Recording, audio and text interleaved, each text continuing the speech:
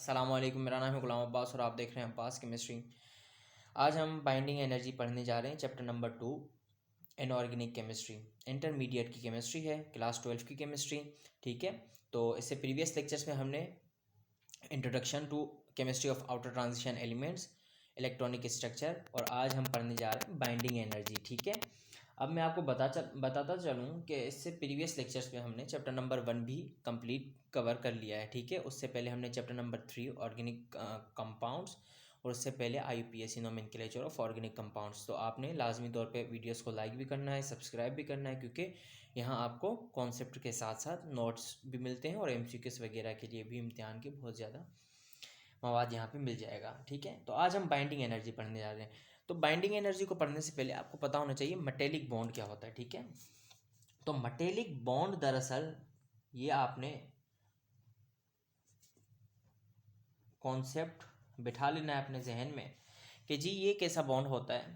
ये बॉन्ड होता है बॉन्ड बिटवीन मेटल एटम्स। ठीक है, मेटल्स के जो आयन होते हैं, मेटल आयंस, सही है, मेटल्स के आयंस के दरमियान। अब देखें, जब भी हम बात करते हैं कोवलेंट बॉन्ड की, तो हम यही हमारे जहन में आता है कि जी ये नॉन मेटल में होगा, और वो ऐसा होता भी है। ठीक है, नॉन मेटल्स जब भी आपस में जुड़े रहते हैं तो वो किस तरह से जुड़े रहते हैं, किस बॉन्डिंग के तहत, कोवलेंट बॉन्डिंग के तहत। ठीक है, लेकिन जब हम बात करते हैं मेटल्स की, तो मेटल्स जिस बॉन्ड के थ्रू जुड़े होते हैं, मेटल्स के आयंस दरअसल, ठीक है, उस बॉन्ड को हम कहते हैं मेटेलिक बॉन्ड। ठीक है, अब ये तो आपने समझ लिया।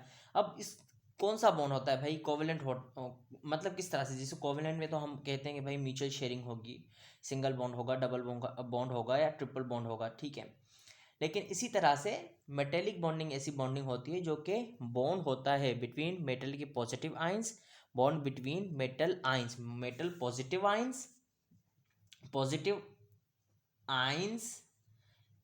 And sea of electrons. ठीक है, किसके दरमियान बॉन्ड होता है भाई, देखें, ये क्रिस्टल लेटिस में होते हैं। क्रिस्टल मतलब एक ऐसी चीज़ होती है जैसे यूनिट सेल होता है, जैसे कोई आप समझ लें कि एक क्रिस्टल की फॉर्म में होते हैं। सही है, एमोर्फस फॉर्म में नहीं होते, क्रिस्टलाइन फॉर्म में होते हैं। ठीक है, ये आपने पिछली क्लासेस में कॉन्सेप्ट पढ़ा होगा।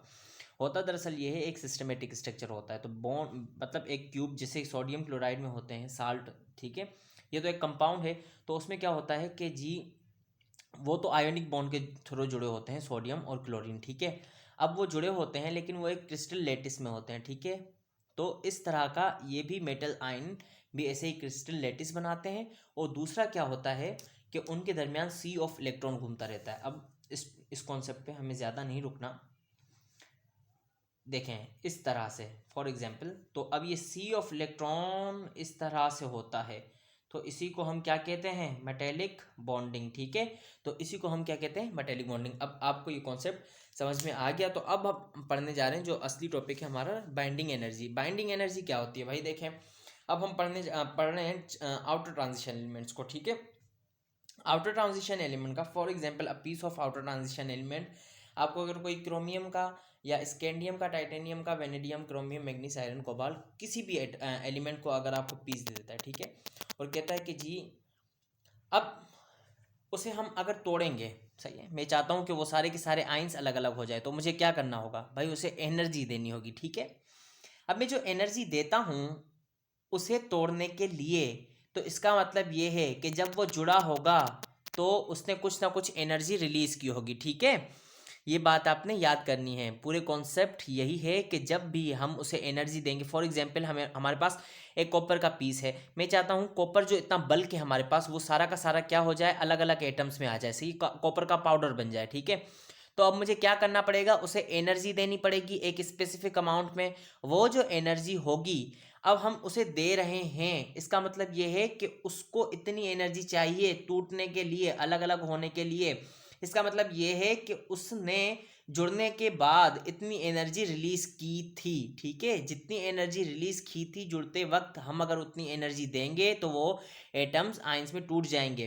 तो इस एनर्जी को क्या नाम देते हैं, बाइंडिंग एनर्जी। ठीक है, तो अब बाइंडिंग एनर्जी जो है ये कॉन्सेप्ट आमतौर पे हम न्यूक्लियर केमिस्ट्री में पढ़ते हैं, ठीक है ना, या फिजिक्स में पढ़ते हैं, ठीक है। जब हम एटॉमिक लेवल पे हम जब मॉडर्न फिजिक्स पढ़ने जाते हैं तो ये बाइंडिंग एनर्जी का लफ्ज़ हमें पढ़ना ही पड़ता है, ठीक है। जैसे फॉर एग्जांपल न्यूक्लियस होता है, तो न्यूक्लियस को ऐसी कौन सी चीज़ है जो कि भाई उस पॉजिटिव पॉजिटिव प्रोटॉन को जोड़ के रखा हुआ है एक जगह पे, या न्यूट्रॉन को रखा हुआ है, तो ऐसी कौन सी चीज़ है जो इतनी ज़्यादा ताकतवर है जो कि प्रोटॉन और प्रोटॉन को आपस में जोड़ के रखती है। न्यूक्लियर फोर्स है वो तो सही है, लेकिन जितनी एनर्जी वहाँ से रिलीज हुई होगी, अगर हम उतनी एनर्जी न्यूक्लियस को दे देते हैं तो न्यूक्लियस टूट जाएगा, हम कहेंगे कि जी इसकी बाइंडिंग एनर्जी जो इसको जोड़ के रखती थी ये इतनी एनर्जी थी, ठीक है।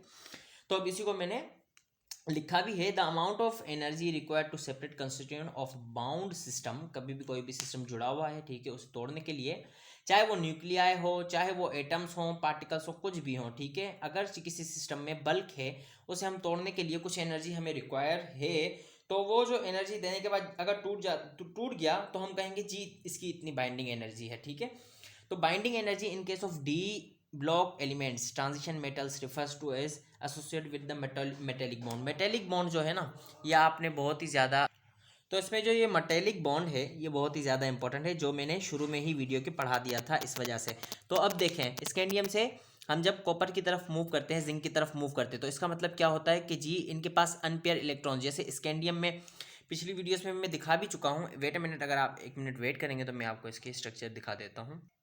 जब हम टॉप टू बॉटम स्कैंडियम से जिंक की तरफ जाते हैं तो देखें, एक अनपेयर इलेक्ट्रॉन, दो अनपेयर इलेक्ट्रॉन, तीन, उसके बाद यहाँ पे किस क्या इफेक्ट आता है पिछली इलेक्ट्रॉनिक स्ट्रक्चर वाली वीडियो में बता दिया था।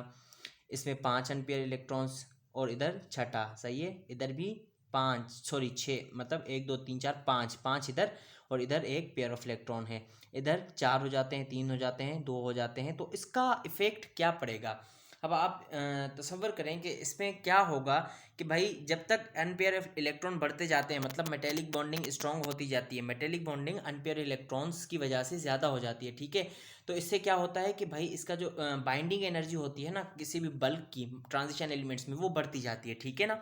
तो हम वापस टॉपिक की जानिब उधर ही आ जाते हैं। अब देखें, the bond arises from delocalization. Delocalization का मतलब क्या होता है ये आपने समझना है। डीलोकलाइजेशन का मतलब ये होता है कि जी जो अनपेयर इलेक्ट्रॉन है वो ये जो घूम रहे सी ऑफ इलेक्ट्रॉन में, उसके बारे में ही ये लफ्ज़ लिखा हुआ है, delocalization of valence electron, particularly those in the d block, सही, और डी ऑर्बिटल होगा, ठीक है ना, इधर डी ऑर्बिटल आपने कर लेना है। Electrons present in d orbital across the metallic lattice, क्या एक जो मेटेलिक क्रिस्टल बना होगा उसके दरमियान अनपेयर इलेक्ट्रॉन्स की, मतलब जितनी ज़्यादा स्ट्रॉन्ग मेटेलिक बॉन्ड होगा ना उतनी ज़्यादा उसकी बाइंडिंग एनर्जी जो होगी वो इंक्रीज होगी। आप ये कॉन्सेप्ट समझ भी सकते हैं वर्बली कि जितनी ज़्यादा बाइंडिंग एनर्जी होगी इसका मतलब उतना ज़्यादा अच्छा मेटेलिक बॉन्ड बना हुआ है। मेटेलिक भाई बॉन्डिंग जितनी ज़्यादा सिस्टम के दरमियान होगी उतना ही उसे तोड़ना मुश्किल होगा। अब इधर कुछ और पॉइंट्स लिखे हैं, ये भी आप, higher number of unpaired electron in the d orbital generally lead to strong metallic bonding is higher binding energy, जैसे कि मैंने बताया, this is because unpaired electron can participate more effectively, सही है ना।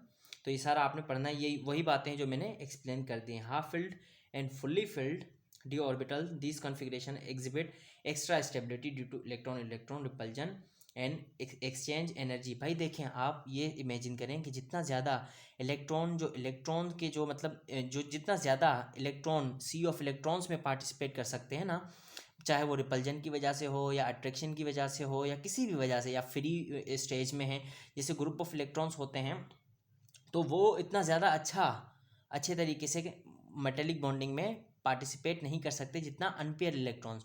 तो मतलब जब स्कैंडियम से बढ़ते जाते तो क्रोमियम की अब बाइंडिंग एनर्जी किसी चीज़ की ज़्यादा है तो इसकी आप मतलब उसकी जो सारी की सारी प्रॉपर्टीज़ होंगी वो इंक्रीज़ हो जाती हैं, ठीक है ना। जैसे उसकी जैसे फॉर एग्जांपल मैंने जैसे शुरू में ही बताया कि जी अगर किसी सिस्टम को पाउडर फॉर्म में, अगर हम किसी बल्क से पार्टिकल साइज, अगर हम नैनो पार्टिकल्स जैसे बनाना चाहते हैं, सही है, तो अब उसमें कितनी ज़्यादा बाइंडिंग एनर्जी लग जाती है, जितनी ज़्यादा एनर्जी लगती है उतना ही हम कहते हैं कि जी इसमें मेटेलिक बॉन्डिंग स्ट्रॉन्ग है, ठीक है। तो मतलब जितना ज़्यादा मेटेलिक बॉन्ड स्ट्रॉन्ग होगा उतनी ज़्यादा क्या होगी, उसकी बाइंडिंग एनर्जी इंक्रीज करेगी।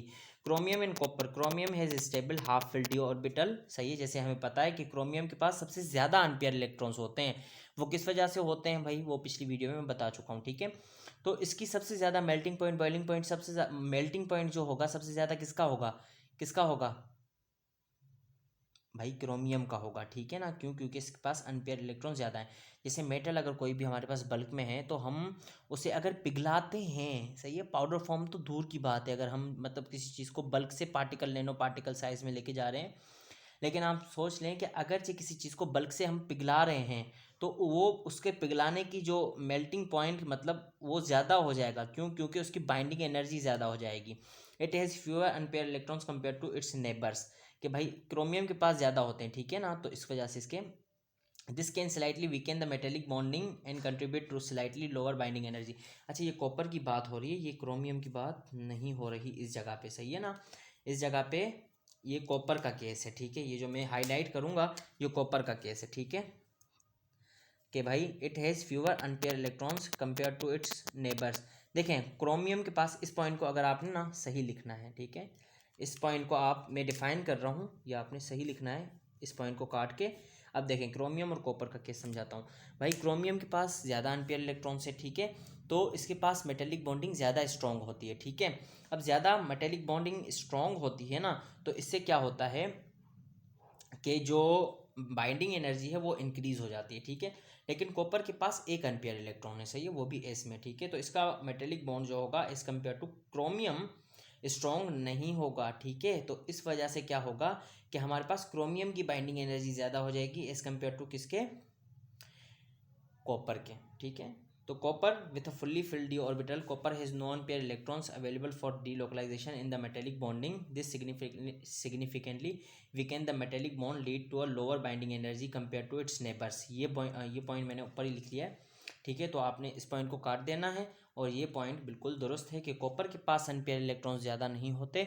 इस वजह से क्या होता है कि कॉपर की जो बाइंडिंग एनर्जी होती है वो कम होती है एज कम्पेयर टू किसके, क्रोमियम के। मतलब जितने ज़्यादा अनपेयर इलेक्ट्रॉन्स ज़्यादा होंगे उतनी ज़्यादा उसकी क्या होगी, बाइंडिंग एनर्जी। अब हम एक बार फिर से वो जो ऑर्बिटल्स बने हुए थे उन्हें देखते हैं। ये अब आप मुलाहिजा फरमाइए, स्कैंडियम के पास एक अनपेयर इलेक्ट्रॉन है, इसकी सबसे कम होगी, सही है, तो जिंक के पास भी सबसे कम होगी, ठीक है ना।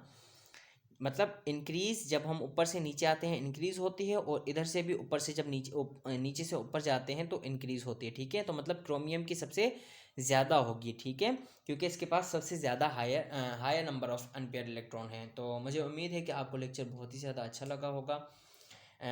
अगर आपको वीडियो अच्छी लगी हो तो आपने लाइक करना है वीडियो को, और चैनल को लाजमी तौर पे सब्सक्राइब करना है। Thank you so much for your attention.